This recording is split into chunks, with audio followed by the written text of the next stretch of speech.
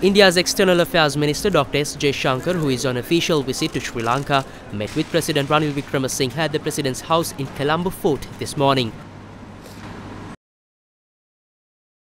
President Ranil Wickremesinghe and Minister Dr. S. Jaishankar jointly unveiled the virtual plaque for 106 houses in Kandy, Nuwara and Matale under the Indian Housing Project. President Ranil Wickremesinghe and Visiting Minister Dr. S. Jaishankar also marked the formal commissioning of the Maritime Rescue Coordination Centre in Sri Lanka under a 6 million grant from India. Indian External Affairs Minister Dr. S. Jaishankar also held talks with Prime Minister Dinesh Gunawardena this afternoon. The Prime Minister's media division said that Prime Minister Dinesh Gunawardena congratulated Dr. S. Jaishankar on the election victory of the BJP-led National Democratic Alliance and reassured Sri Lanka's commitment to work together to further strengthen close bilateral relations. Meanwhile, India's External Affairs Minister Dr. S. Jaishankar also met with Sri Lankan opposition leader Sajith Premadasa.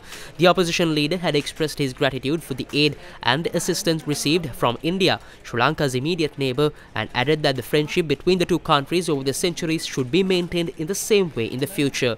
Opposition leader Sajith Premadasa had emphasised that the interrelationship with India will also be maintained by a government of the Samagi Janabala Vegya. The office of the leader of the opposition stated opposition leader Sajith Premadasa had expressed that he will never forget the contribution received from the Government of India for the housing projects in Sri Lanka as well as for the suicide ambulance service. Meanwhile, the Indian Minister of External Affairs Dr. S. Jaishankar also held discussions with the Minister of Foreign Affairs, President's Counsel Ali Sabri. A discussion on the Indian External Affairs Minister's visit to Sri Lanka arose in Parliament. Indian External Affairs Minister Dr. S. Jaishankar is visiting Sri Lanka just for a few hours today. As far as we know, he is visiting Sri Lanka to discuss 10 to 12 projects. These projects include the long-delayed special ID card handled by our Department of Registration of Persons with contracts encompassing all biometric data. Additionally, several power projects related to Adani were on the agenda. To reach an agreement with Sri Lanka, Prime Minister Narendra Modi's visit in August is seen as the next step.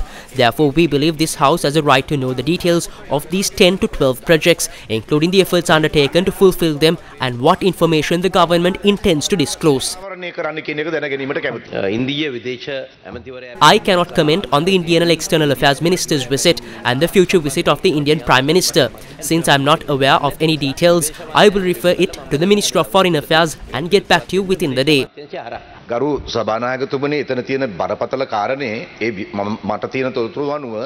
Honourable Leader of the House, this is a serious matter.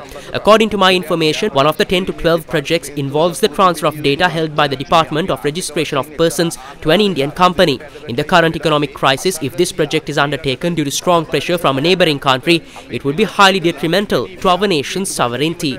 බලපෑම් සහගත මෙහෙයුමක් දරනවා නම් ඒක ඊටාම අයුක්ති සහගතයි. ඇඳුම්පත් සම්බන්ධයෙන් මහජනතාවට ඇමතුමටත් මම ඒක යොමු කරන්නම් පිළිතුරක් සපයන්න.